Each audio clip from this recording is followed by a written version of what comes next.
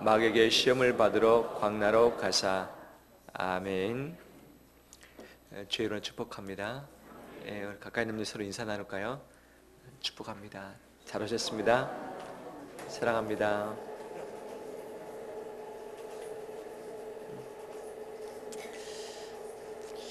내가 누구인가를 남에게 소개할 때 어떻게를 소개를 하시는가요?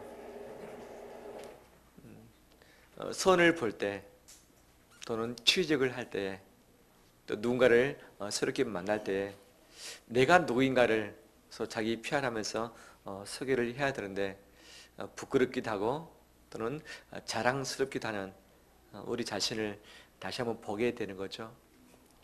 그러면 이 단에 서 있는 저는 누구인가? 어떻게 소개를 하고 싶은가? 내 자신이 누구인가? 내 옆에 있는 어떤 분들은 저를 다른 목사님들 소개할 때 이렇게 소개를 합니다. 좀 연세가 있으신 분들은 우리 정찬홍 목사님은 어느 고등학교를 나왔습니다. 그러면 나이 드신 분들은 눈을 좀 더 크게 봅니다. 우리 정찬홍 목사님은 장교 출신입니다. 그럼 눈을 더 크게 보고, 우리 목사님은 이 신학대학원에서 성덕 우수상을 받았습니다. 그럼 더 크게 보고, 30대에 담임 목회를 시작했습니다. 그럼 더 놀라는 거죠. 이 지역사회에서는 최연소 주민자치위원이었습니다. 최연소 감사를 지냈던 분입니다.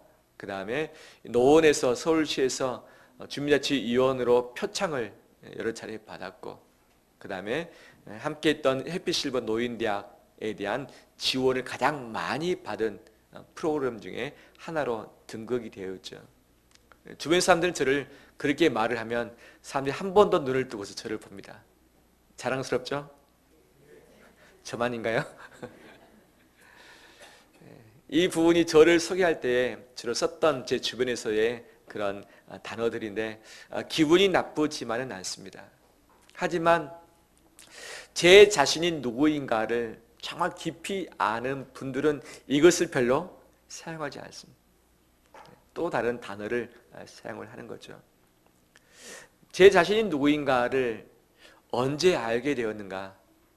제가 한참 잘 나갈 때에, 다른 사람이 주목받을 때에, 또는 어떤 이력서에 남길 만한 어떤 상을 받을 때가 아니라 뭔가를 잃어버렸을 때 내 자신이 누구인가를 정말 알게 된 적들이 있습니다.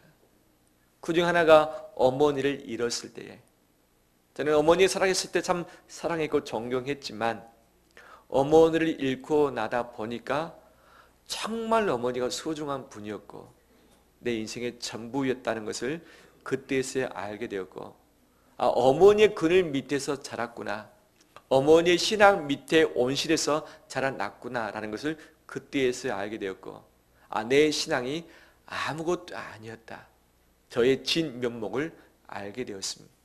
군입대하고 나서 자유들이 다 박탈되었죠. 그중 하나가 정교의 활동 자유도 박탈되었습니다. 2주 동안 교회를 가지 못한다. 청천벽력 같은 소리였죠.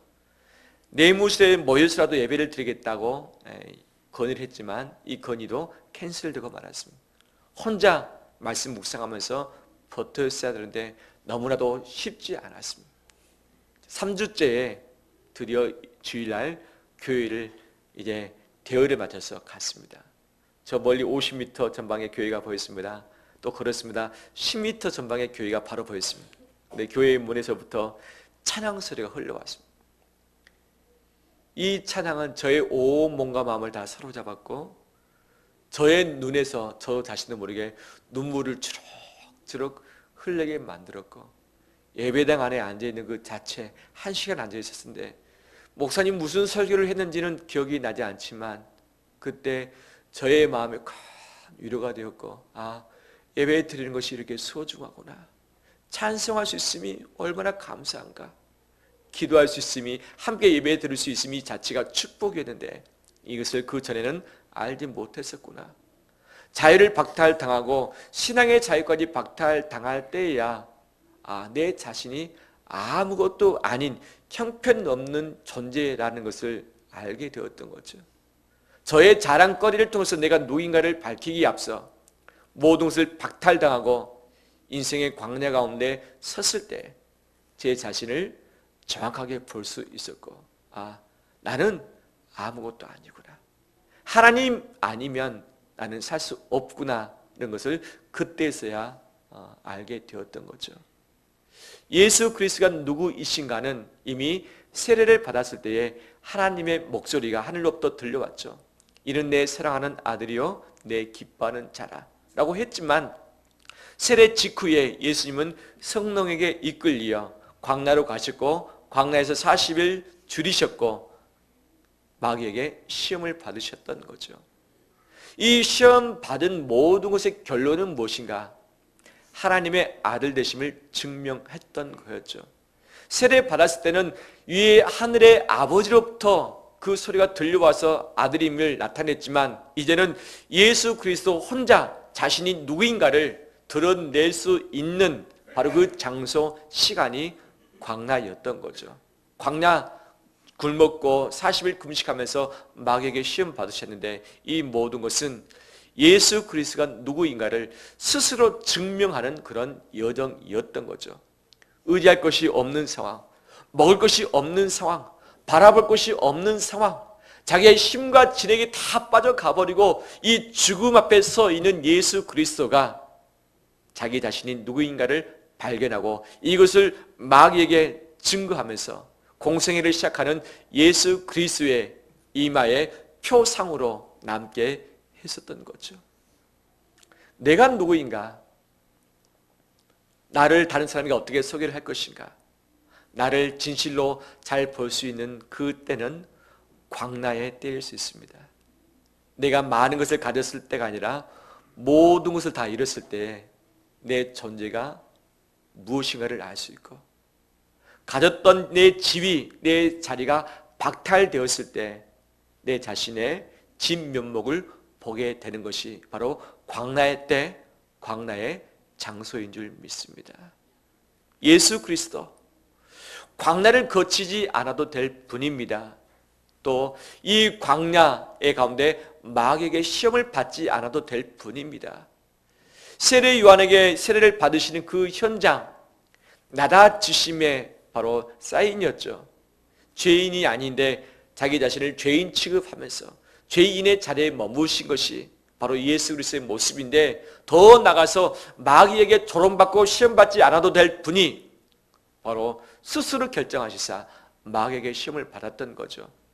성령에게 이끌려 마귀에게 시험을 받았다고 표현하고 있지만, 이 4장 1절에서의 주어는 뭡니까? 누구입니까?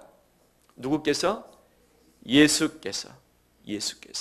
즉 시험받는 주체는 예수 그리스도이시고, 성령의 이끄심과 마귀의 시험이 있었지만 이 시험 받기로 작정하고 자기 발로 내디뎠던 분은 예수 그리스도 자신이었던 거죠.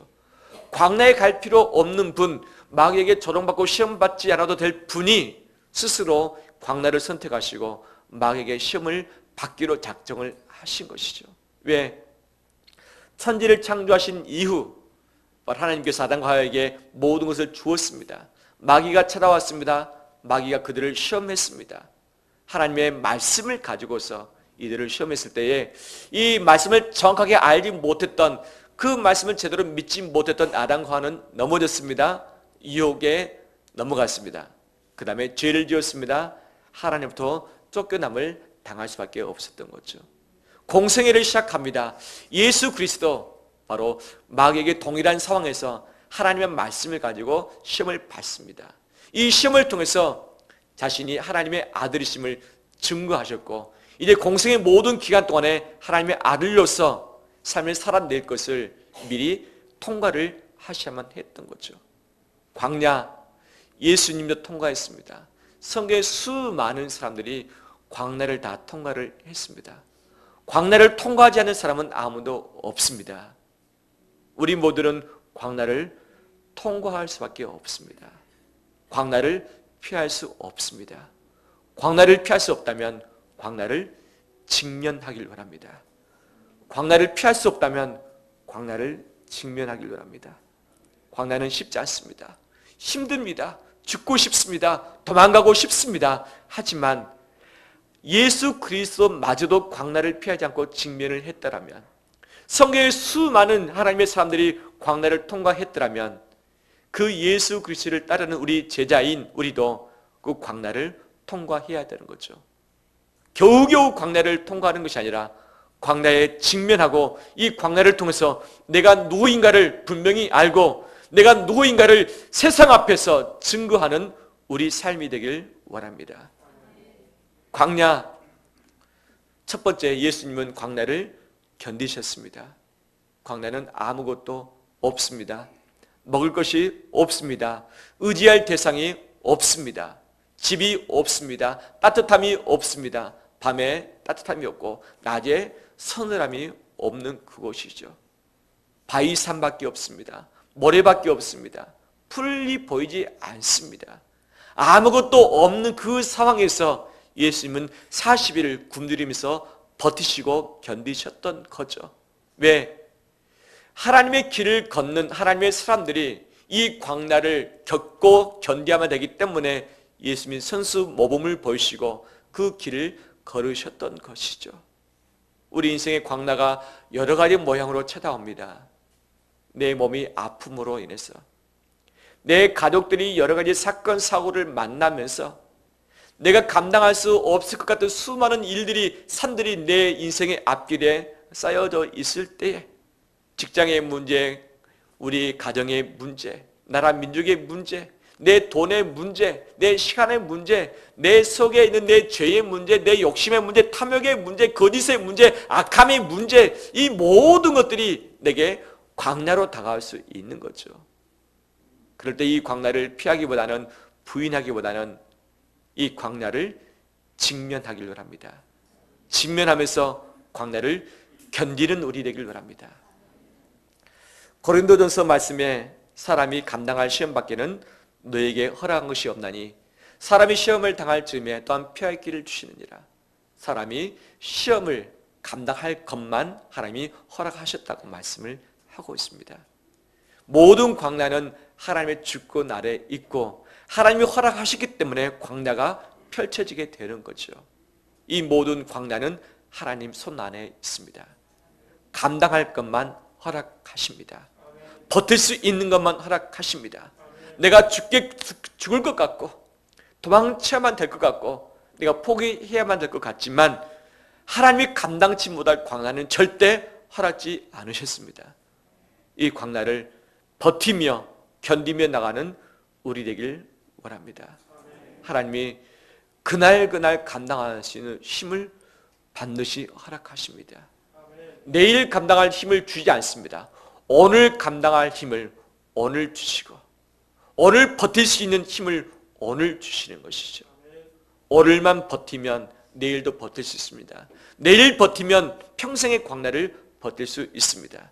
내가 내일 모레 글피 이 수십 년의 앞에 광야를 버티려고 한다 보면 내가 도망치고 싶지만 오늘 하루만 버텨내면 광야를 이길 수 있습니다. 그 능력 하나님이 주십니다.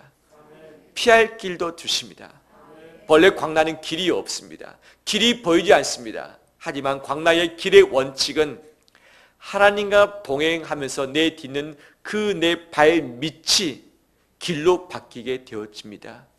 길이 보여서 길을 가는 것이 아니라 내가 믿음을 가지고 주님과 동행하면서 내 발을 내딛는 그곳이 길로서 바뀌어지는 것이죠. 길이 없지만 내가 믿음의 발로 내디딜 때 그곳이 길이 되듯이 그 길을 거닐면서 함께 감당하며 견디어 나가는 우리 되기를 축원합니다. 둘째, 광야에서 예수님이 원하셨던 것이 무엇이었을까? 인간으로 오시는 성육신 자체가 자기 비하라고 신학적인 용어를 쓰고 있습니다. 자기 비하. 왕의 자리에 앉아있을 그분이 가장 낮은 우리 가운데 오셨고 죄인 중에서도 스스로 세례를 통해서 죄인임을, 인간이면서도 죄인임을 인정하셨고 사탄에게 조롱받고 시험받지 않아도 될 분이 사탄에게 시험을 받으셨고 정말 모든 것이 구비된 영광 가운데 계셔야 할 분이 아무것도 없는 광야 가운데 머무셨던 것이죠. 즉 낮아지고 더 이상 낮아질 곳이 없는 인생의 밑바닥, 온 천지 만물의 밑바닥까지 내려가셨던 분이 예수 그리스도이시고, 나중 3년 후에 십자가에서 죽으심으로 이 낮아짐의 극치를 선택하셨던 것이 예수 그리스도의 생애라 할 수 있겠습니다. 광야는 낮아질 때만 감당할 수 있습니다. 광야는 낮아질 때만 감당할 수 있습니다. 멈춰서야 보이는 것들이 있고 속력을 줄여야만 느끼는 것이 있듯이 낮아질 때만 보여지는 것들이 있는 거죠. 광야는 아무것도 보이지 않습니다. 볼 만한 것이 없습니다. 하지만 광야에 가서 내가 철저히 낮아질 때, 내 자존심이 깨지고 의지할 것이 사라질 바로 그때에 우리는 뭔가를 보게 되는 거죠. 무엇을 보게 되는가? 내 자신이 누구인지를 분명하게 보게 됩니다. 내 모든 옷을 다 발가벗기고 나를 포장했던 모든 포장을 다 뜯어내고 내 얼굴에 메이크업했던 것들 다 지워낼 때에 바로 이 맨몸된 아무것도 아닌 내 자신을 그때서야 보게 되는 거죠. 낮아질 때만 볼 수 있는 것이 나의 본래 모습인 거죠. 또 낮아질 때만 볼 수 있는 것이 무엇인가? 그것이 바로 하나님이죠. 하나님이죠. 지금도 하늘에는 수많은 별들이, 달들이 떠 있습니다. 하지만 낮에 이 별들과 달이 보이지 않습니다. 하지만 어두워질수록 이것이 잘 보이지 않습니까? 지난 추석 때 시골에 갔습니다. 저녁에 산책하기 위해서 이 주변을 거닐었는데 보니까 반딧불, 개똥벌레가 날아다니는 것을 보았습니다. 근데 이것이 밝은 빛 가운데 가까이 있을 때는 잘 안 보이는데 어두울수록 이 개똥벌레가 참 빛이 예쁘게 보여지더라고요. 하늘을 봤습니다. 이 별들의 찬란함이 참 가득했었고 이 별들이 청청하게 이 밝게 빛나는 모습이 얼마나 아름다움으로 다가왔는지요. 밝았더라면 보이지 않았을 것들이 어둡기 때문에 더 잘 보여졌습니다. 왜? 다른 것들은 다 거의 안 보였기 때문에. 칠흑이었으면 잘 안 보입니다. 하지만 칠흑 같은 곳에서 별들이, 개똥벌레, 반딧불이 너무 잘 보였습니다. 보이지 않는 광야에서 내 자신을 보게 되지만 내 자신을 통해서 한 가지 더 볼 수 있는 분이 빛이신 하나님인 줄 믿습니다. 하나님이 정확하게 보이는 거죠. 세상과는 멀어지지만 하나님과는 가까워지는 곳이 광야인 거죠. 하나님을 볼 때에 그분 앞에 서 있는 내 자신이 누구인가를 알게 되는 거죠.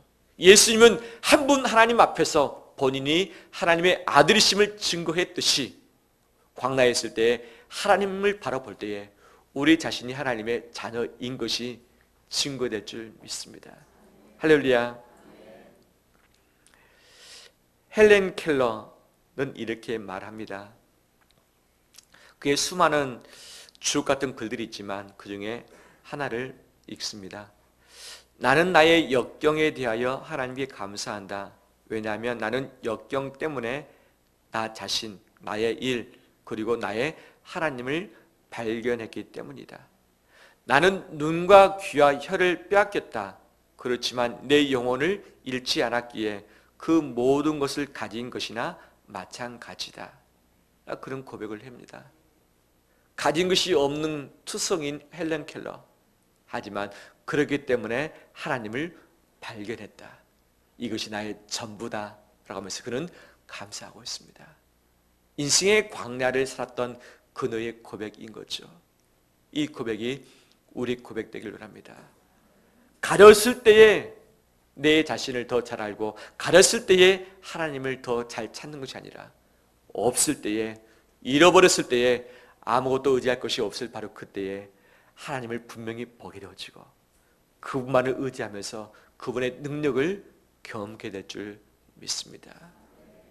신명기의 말씀은 광야에 40년을 다 살고 난 이후 모세가 다시금 새로운 세대에게 하나님의 계명의 말씀을 선포했던 것이죠. 광야의 모든 것을 다 정리하고 나서 신명기에서 바로 모세가 말합니다. 하나님이 너희를 이 광야로 통과하게 하신 이유가 무엇인지 아느냐?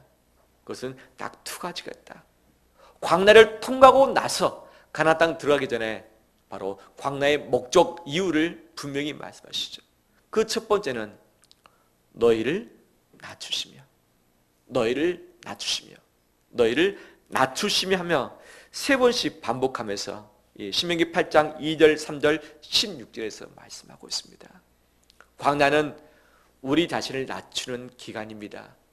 광야는 내 자신을 인생 밑바닥까지 바로 낮추는 그런 공간인 거죠. 나를 낮출 때에 나를 알고, 나를 낮출 때에 나와 함께 하신 하나님, 그 은혜를 경험하게 될 줄 믿습니다. 지난 주간에 비가 좀 많이 왔습니다. 비가 없는 이 가뭄 내 비는 참 소중한 것들이죠. 하지만 비가 내릴 때에 비가 모여드는 곳은 낮은 곳이죠. 비눗물은 낮은 곳으로 흘러가게 되는 거죠. 은혜 역시 낮은 곳으로만 흘러가게끔 되어 있습니다. 누가 가장 많은 은혜를 받느냐? 가장 낮은 곳에 처하는 자가 은혜를 받는 법이지요. 내가 낮아질 때에 하나님의 은혜는 더 커질 수 있습니다. 내가 인생의 밑바닥을 살 때에 그곳에 고여있는 하나님의 은혜의 강수를 마실 수 있습니다. 세상의 모든 것은 없고 먹을 것이 없지만 하나님의 임재와 그 은혜만큼은 낮아진 자에게 주시는 하나님의 생명수인 줄 믿습니다. 정말 내가 힘들 때 모든 것을 잃어버리고 내가 낮아질 바로 그때에 다른 것을 의지하기보다 하나님의 은혜, 이것을 붙들고서 살아내는 우리 되시기를 주의 이름으로 축원합니다. 마지막 세 번째, 그거 예수님은 아무것도 의지할 것이 없는, 먹을 것이 없는, 볼 것이 없는 그곳에서 어떻게 버텨내시고 승리를 하셨는가? 마귀가 세 가지 가지고 시험을 했죠. 너는 배고프냐? 너가 만약 하나님의 아들이거든 이 돌덩어리를 떡덩이 되게 하라. 이 떡이 만들어서 너가 좀 먹어라. 그러면 너 배고픔을 해소할 수 있지 않겠느냐로 시험했고, 두 번째는 성전 꼭대기에 들어가서 너가 뛰어내려 봐라. 하나님의 아들이었던 그 하나님 아버지가 너를 바쳐서 살아나게 할 텐데 한번 누가 이것을 가지고 증명을 해보아라. 세 번째, 만일 내게 절해봐라. 그렇다면 내가 온 세계 만국과 영광을 너에게 주겠다라고 유혹을 해내는 거죠. 가장 힘들 때 가장 가진 것이 없을 바로 그때에 내 자신이 누구인가를 정말 힘들게 증명을 해나갈 때에 사단이 가장 예수님이 넘어질 수 있는 것을 가지고 유혹을 해내는 거죠. 어떻게 보면 이 마귀가 아담과 하와를 유혹할 때 방법이 똑같죠. 먹을 것을 가지고 유혹합니다. 너의 눈이 밝아질 것을 가지고 유혹합니다. 너가 하나님처럼 될 것을 가지고 유혹을 합니다. 너가 죽지 않을 것을 가지고 유혹을 합니다. 어떻게 보면 아담과 하와가 받았던 그 유혹의 시험의 메시지가 똑같이 예수 그리스도에게 시험의 메시지로 다가왔었던 거죠. 이 마귀가 시험을 할 때에 다른 것이 아니라 하나님의 말씀을 가지고 시험을 합니다. 아담에게도 그랬고, 그 다음에 이 예수님에게도 역시 하나님의 말씀을 빗대어서 시험을 하는 거죠. 너가 하나님의 아들이거든 이 말씀이 이렇게 됐는데 한번 너가 행동으로 증명해 봐라라고 했던 거죠. 예수님은 행동으로 증명을 하실 수 있는 분이십니다. 돌을 떡덩이 되게 하시고 성들에서 뛰어내린다 할지라도 죽지 않으실 분입니다. 하지만 주님은 자기의 행동을 가지고 마귀가 원하는 그 조건을 충족시킴으로 말미암아서 시험을 이기지 않으셨습니다. 오로지 하나님의 말씀으로, 오로지 하나님의 말씀으로 시험을 이기셨습니다. 그 시험이 떡으로만 살 것이 아니요 여호와의 입에서 나오는 모든 말씀으로 살 것이다. 신명기 8장 3절 말씀을 가지고 주 너희 하나님을 시험하지 말라. 신명기 6장 16절 말씀 가지고 주 너희 하나님께 경배하고 다만 그만 섬기라. 신명기 6장 13절 말씀을 가지고서 사탄의 시험을 이기시고 승리하셨습니다.